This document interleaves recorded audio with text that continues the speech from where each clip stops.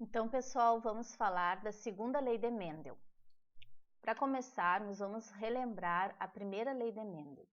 Mendel fez seus experimentos observando uma característica de cada vez. Então, ele observou várias características nas suas ervilhas, mas apenas analisando um fator de cada vez. Então, ele fez experimentos observando a cor das sementes, a textura, a cor da flor, o formato da vagem, a posição da flor.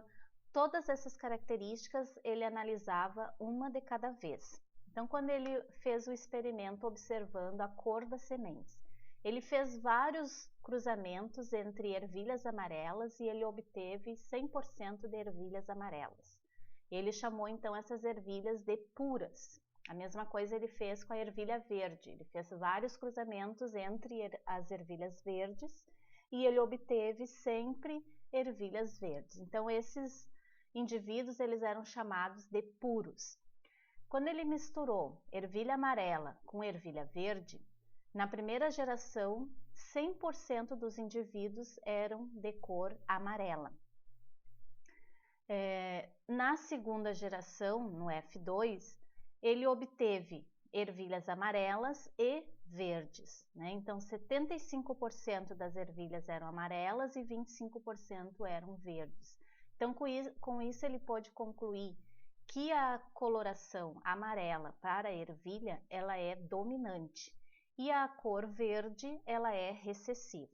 Então, fazendo o cruzamento, como eles eram indivíduos puros, né, nós vamos designar aqui o genótipo para a ervilha amarela, o Vzão, Vzão.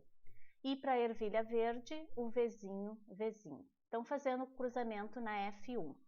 Na formação dos gametas, então, lá em cada indivíduo, na formação dos gametas, que são os óvulos e os espermatozoides, como ele é Vzão, Vzão, ele vai formar dois tipos de gametas. O gameta Vzão e Vzão, né, na ervilha amarela. A ervilha verde, ela vai formar gametas Vzinho e Vzinho. Então, quando se der a fecundação desses gametas, nós vamos ter os indivíduos Vzão, Vzinho, Vzão, Vzinho, Vzão, Vzinho, Vzão, Vzinho. Então, na F1, 100% das ervilhas nasceram amarelas, heterozigóticas, então elas eram, né? Na F2, o que o Mendel fez? Ele pegou essas ervilhas da F1 e fez uma autofecundação, cruzou elas, né? Então, ervilhas heterozigóticas, Vzão, Vzinho, vão formar que tipos de gametas? Vzão e Vzinho.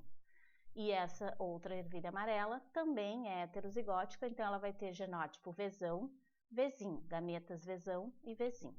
Então, fazendo o cruzamento, Vzão, Vzão, Vzão, Vzinho. Vzinho, Vzão e Vzinho, Vzinho. Então, na F2, nós obtivemos 75% de ervilhas amarelas e 25% de ervilhas verdes. Tá? Então, com isso, né, nós tivemos então uma proporção de 3:1. Na primeira lei de Mendel, sempre quando houver um cruzamento entre heterozigóticos, a proporção fenotípica vai ser de 3:1. Quais foram as conclusões de Mendel com a primeira lei? Na época, Mendel não conhecia, não sabia nada a respeito de DNA, genes, né? O que ele sabia era matemática e probabilidade. Então, o que ele pôde concluir com isso? Que existiam fatores responsáveis por uma determinada característica. Hoje, nós sabemos que esses fatores, que são chamados de genes, eles têm versões, que nós chamamos de alelos, né? Então, eu tenho genes para a cor dos olhos, por exemplo.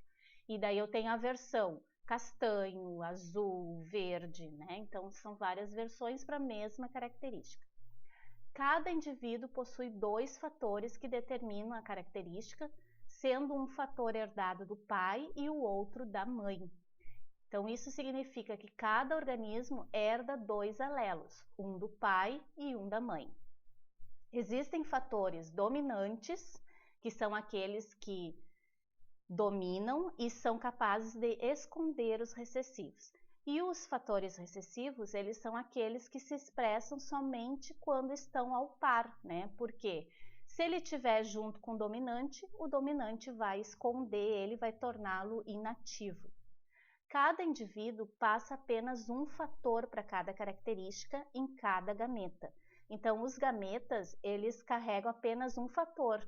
Então, cada espermatozoide vai carregar um genezinho para a cor azul, né? Outro espermatozoide vai carregar o genezinho para a cor castanho e assim por diante. Então, cada gameta carrega apenas um fator. Depois, lá quando se der a fecundação, que vai juntar os gametas de origem paterna e materna e que daí vai determinar a característica que vai ser exteriorizada no indivíduo.